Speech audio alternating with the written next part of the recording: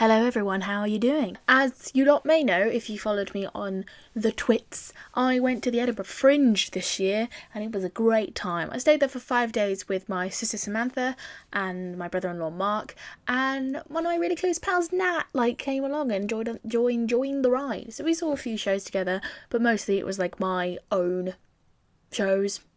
I'm a strong independent woman, I can go to things on my own. For my birthday, my sister got me a really great ticket scrapbook. It's not very well decorated on the front, but I can tell you inside it's very pretty. I might even do some shots for you in a bit after this video is done to see what it looks like. Oh look, it's so pretty. Oh my god, it's so pretty. Oh my god, you're so organised, as you never usually are. My sort of aim for today, because I posted a poll on Twitter and people said they wanted a selection of favourite shows or top 5 and stuff like that, and I don't really want to do a top 5 because I feel all the shows I've picked, they're really great in their own way. So what I've done is do a top 5, but haven't put it in any ranking order or anything, mainly in the order that I've seen them as I stick them in. I hope that's okay with you. We shall get going. If you want to read all of my reviews of all the shows I've seen this year at the Edinburgh Fringe, I'm now running a new blog which is called Carrie's Curtain Call, a judgment call on theatre, film and television. So if you want to have a look at that, click on the link below in the description and you can browse to your heart's content. Anyway, I'm going to get on with the first one. The first one I'm sticking into this scrapbook is Merrily We Roll Along, which was done with BB Productions. Last year they did a production of Assassins, which I went to see, and as you might have seen in my last year's video, I loved it. I absolutely loved Assassins, so I was really excited to see what they would do with Merrily Roll Along. Apart from some lack of set, I guess, and some technical issues, this was a well done Sondheim and the performances are all really great, so this is why it's in my top 5. Now I've just got to stick it in the bloody thing. Don't be silly. I'll also put details of where it ran and if it's still going and stuff like that, because some people might be at the Fringe or they might, I don't know, might just be really interested. Also it's quite an aesthetically pleasing thing to look at whilst I stick this in. I saw The Alchemist, which was done by a group of sixth formers, which was okay. You can read my full review on my WordPress blog. My next one is Kate If You Want to Go Butcher, written and performed by Kate Butch. I actually know Kate in real life at my university, and naturally they're hilarious. Her performance is basically Comic Sans fonted presentations with singing and also lip syncing. And she was just brilliant and I had a really great time, and I don't think it's because I'm biased because I already know them, so I highly recommend you go see this. This is in my top 5. Stick that in. This is so not aesthetically pleasing. I saw Darling You Are Marvellous. It wasn't that good. It wasn't really staged very well. I was very annoyed. Let's stick that in. I saw Rhinoceros at the Lyceum Theatre. I thought it was good, but I didn't know what its political message was. It had a strong one, don't get me wrong, but I don't know, it was quite weird. I then saw Meow Meow's The Little Mermaid, which was really good. It wasn't really what I expected. I thought it was going to be a literal retelling of The Little Mermaid done by Meow Meow, but actually it was it was a very odd experience. So I didn't, no. Sorry, this might lead to a few instances where I don't really stick in the tickets properly. I also do sound quite tired. It's because I am.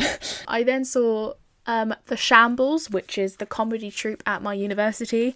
They took basically, I think they do it once a week or something like that, but they do games that's led by one of the Shambles leaders. And basically they just took that up to the Fringe, and it was basically workshop and games, and it was just them having fun. So if you just want some light entertainment, don't really want any plot, I do recommend you see it. It's not my top 5, but it was a fun time. I highly recommend you go to Shakespeare for Breakfast, which is on at C Venue 34, I think C Studios, I think it's called.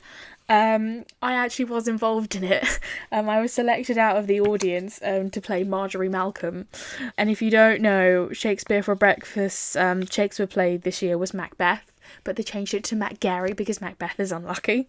But they got 2 members of the audience, one including me, to be Donalbain and Malcolm. And obviously there was a referendum joke of everyone voting me to be president of the Gardening Society. I just didn't know how to process the situation. I've never been that involved in a audience participating show in my entire life, so it was a bonkers time. But I highly recommend you go see that. That's in my top 5. I really enjoyed it. I then went to see 2, which was part of the York Drama Society. I'd already watched it before it went to the Fringe. And, I think it was good. I just felt like the staging kind of hindered it a little bit. But that's probably the only kind of staging they could really do. So I'm not really being picky. I then went to a little, 20-minute horror experience called Seance, which was really great. I can't really speak a lot about it. But I highly recommend, if you're in Edinburgh and can spare, 20 minutes, I recommend you go and be a part of that. I also saw Jimmy McGee at the Pear Tree House, I believe the venue was called. He didn't have any tickets. We just went in because it was free theatre. So I didn't have any ticket to stick into my scrapbook. But I can honestly say he was highly entertaining. He's not in my top 5, but it was a very fun experience. But yeah, let's carry on with the video. I then saw I See You Live, which I know is a series of Facebook posts or stories or something like that. And the concept was really good. I really enjoyed the premise of it, coming into the theatre. I personally just didn't think it was a very good translation onto the stage. I feel if you're doing podcasts or stuff like that, you can't really just read text on stage, and that's how it basically kind of was. But yeah, I went to see that. I then saw Tom Allen, but the problem was that the fire alarm went off before 10 minutes before the show ended. And that was the second time it went off in the last 2 days. And Nat, who booked to see Tom Allen, she absolutely adores Tom Allen. She was absolutely gutted. So hopefully we're going to try and get a refund, or Tom Allen tries to organise something, because we did speak to him afterwards about it, on happenstance. We didn't stalk him. I then went to see An Unexpected Electric Nativity, which was with the York Drama Society. It was really good. I've already seen 2 renditions of it. One as a 10-minute sketch, one as this hour production, and then it was basically the Fringe rendition was the second production, but it was with a different cast. And I thought it was good. I just felt some bits were too dragged out and some bits were too short. I didn't really feel the relationship between the technicians were very fleshed out. But I think it's a very great kids show, family show. So if you're having a family up at the Fringe, I highly recommend you go and see that. This is actually I loved this. This is The Murderous Philanthropist of Croydon Town, which was with Intrepid Fools. I do know one of the cast members. He's on my course at university.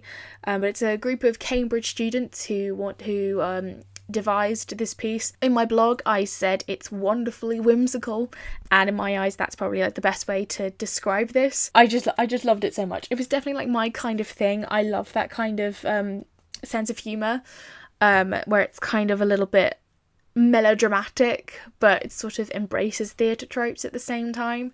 I just really enjoyed it. My penultimate show, I went to see The Teeth of Haros, which was done by Cowards and Kings Productions. It was written by Joshua McGregor. I really liked this play. As I say in my blog, it's a fantastic script. In my script writing class at University of York, they would lap that up, because it really plays with structure and time distortion. Even though it's not in chronological order, it still reveals to the audience new information about the situation and the plot as the play goes along, and I feel it's an incredibly inventive plot. And I do think it can be expanded in some points, but obviously they only had an hour slot, and it's fine. But I really enjoyed this. This was a really great dramatic piece, so I recommend you go and see that. Just go and see it. Just go and see it. And the last show I saw was We Are All Going to Die. It's a great premise. Spoiler alert, everyone dies at some point. It's a group of quite, not dumb, but not academically intelligent people are stuck in the Arctic, and everyone dies off one by one of hypothermia. and it just became very formulaic and it wasn't really very funny. But that was the last show I saw. I had a really great time at the Fringe this year. I feel like next year I want to book less shows, but like do more impulse purchases. There were so many like sold out shows that looked amazing to me that I missed out on when I could have like not seen like all the shows I was very disappointed by, which is quite gutting. But at the same time, like, the best thing about the Fringe is that if you see something bad, you'll see something in the next 10 minutes that will probably like not be crap, and you will enjoy it, which I think is like the beauty of the Fringe. All in all, I think I had a good experience and I made some like really good friends whilst I was up there. After I saw We're All Going to Die, I went out for drinks with the company of Cowards and Kings, because one of the company members was one of my really like close best friends when I was at the Brit School. So we had a bit of a reunion and I met like all the company members and everyone's really lovely. My review is not biased in the slightest, just so you know. But yeah, I think I had a really like fun time at the Fringe, and if you are like nearby Scotland or fancy popping over in the next like 8 or 9 days before it ends, I highly recommend you do go. I feel like it's the experience of not a lifetime, but I think it's definitely an experience that everyone really should give a go. If you want to read my reviews of every single show I've seen, again, as I've said, click the link below and it'll take me to my blog and you can like scroll through all my days at the Fringe. It's been 4 dads and I post a little reflection afterwards, but my voice is like getting a bit croaky, so I shall see you at some point in my life. Bye.